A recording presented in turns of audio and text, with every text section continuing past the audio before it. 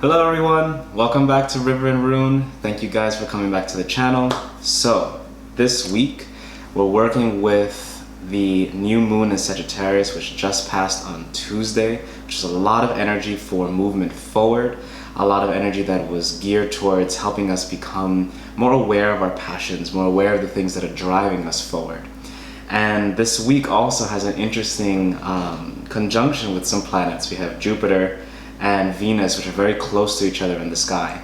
And Jupiter being a planet of abundance, of wealth, of prosperity, and Venus being traditionally the planet of love and the planet of the arts and connecting to the more sacral energies of our bodies. Those two together are creating such a vibrant energy, which I'm really enjoying. And this week is really about tapping into your passions, tapping into the things that you enjoy in life, and helping them become your source of abundance. So, to get straight to the runes, it's gonna be fun.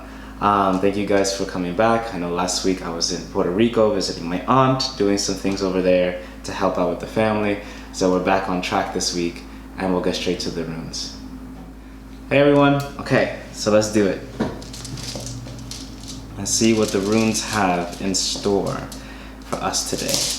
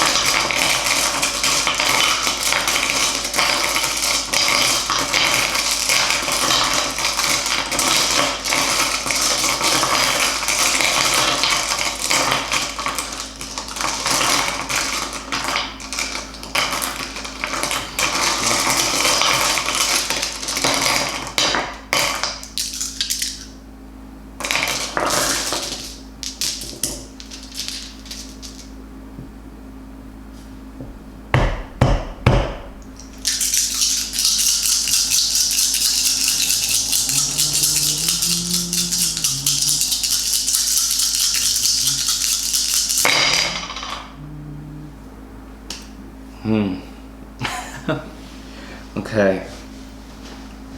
So interesting energies for this week. Many of you are definitely probably going home for the holidays, travel. We have, first off, is Rido, which is the Chariot. I often associate this, if you want to think of a tarot archetype, it's associated with the Chariot. It's associated also, for me, with the Wheel of Fortune. So, Rido, especially falling upright, from a practical perspective, represents travel, movement, going somewhere. Perhaps some of you are thinking of going on vacation, or perhaps some of you are going back home for the holidays, as I had mentioned earlier, or there's something that's driving you to do something physical in terms of travel, in terms of movement, going from one place to the other. Then looking at it from a metaphysical perspective, or from a more psychological perspective, you have the transition from one stage of life to the other. A little bit different than Ewas, which is the one that we tend to see represent that. Rido is really about, now I'm not just metamorphosizing, I'm not just going through a metamorphosis of moving from one stage of life to the next, of moving through an initiation, so to speak. Rido is really about I'm changing my life circumstances. Hence the Chariot, hence the Wheel of Fortune. There's something about the outward transition that has a different nuance than the inward transition, than the more internal one. So Rido here is really talking about that movement. Then we have next to it Isa, which I find to be very interesting. Isa is ice. And if we think about what ice is in general, or how it is from a molecular standpoint, water becomes this beautiful crystal and expands as it becomes solidified, which tends to be opposite from other chemical forms in the planet. When it solidifies, it tends to get smaller, so it tends to compact itself. Whereas ice expands. And once it creates that crystalline structure and gets larger, it takes up more space, but also requires the molecules of water to stay still. So Isa really represents, especially in a rune reading, that the energy surrounding the reading needs to be taken with caution. It needs to be taken with a sense of peace, a sense of just stop. Don't make too many movements.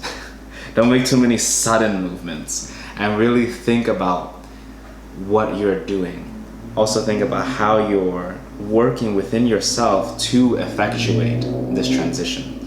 So Raido and Isa coming together in this reading is suggesting, yes, there is movement, perhaps physical movement or perhaps a psychological movement in a change of circumstances. But Isa is saying, take it slow. Take it slow. This is not something that needs to be taken quickly, that needs to be done quickly. And I see like an old school cart, like a wooden cart that's being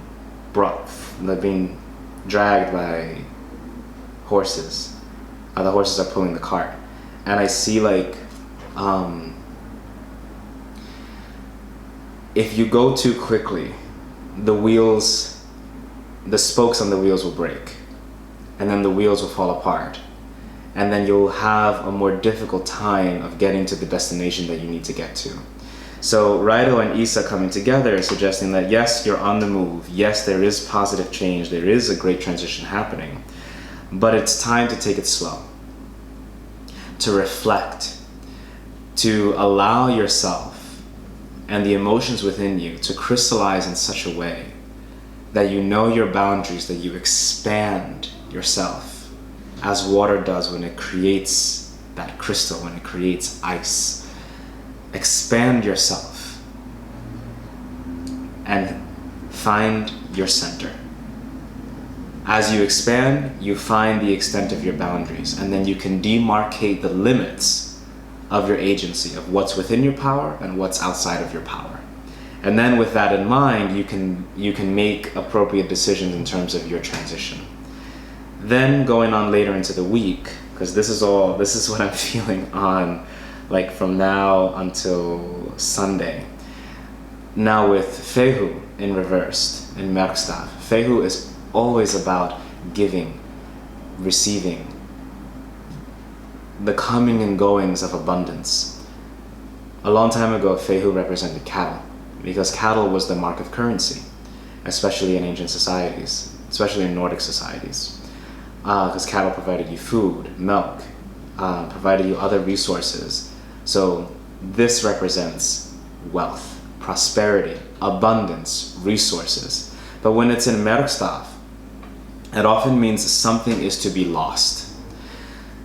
Whenever we receive something, or whenever we gain our abundance must flow through us, so that it can continue to bring life to the things around it. Not only to ourselves, but to everything around us. So what we receive is often what we must give. What the universe provides us in terms of our skills, our speech, the abilities that we have, the particular idiosyncrasies that we have, the ways in which we perceive the world, the uniqueness of our hearts. We must share that. If we do not, then it becomes stagnant. So Fehu in reversed, especially suggesting like later on in the week, there's this feeling of something is going to be lost, whether it's an old pattern of thought, whether it's an old paradigm that you used to believe in that requires you to now recreate a new way of thinking about yourself. It could also mean something as simple as you're losing your keys at some point, so just be aware of where you put them. So Fehu can range in terms of what it can resonate with. But often when it's in Merkstav, when it's in reverse position, it's suggesting a loss of something dear to us. And sometimes for most people it's a loss of pieces of ourselves that we once identified with, that we no longer need to carry with us. For others, it can represent an actual, sadly, a loss of money for a time being. Perhaps you needed to buy something that was required of you for your job, or perhaps you need to make a purchase in terms of your artistic endeavors, right? And that purchase is a little bit difficult at this time, but investing in yourself, even though you're losing a little bit of that money, that investment will come back to you as you continue to nurture and grow. And I see this Fehu then transitioning upright. So again, it's always the turning of the seasons. It's always the beauty of the spring, the abundance of summer, then harvesting what you've given and what you've received, and then losing everything in the winter, so that we can give ourselves time in the ice to reflect, to find peace, to find joy, and then to allow the coming of that transition, of that Rido, of that chariot pushing forward. The stones wanted to jump today. So I see this as a very powerful rune reading for this week ahead.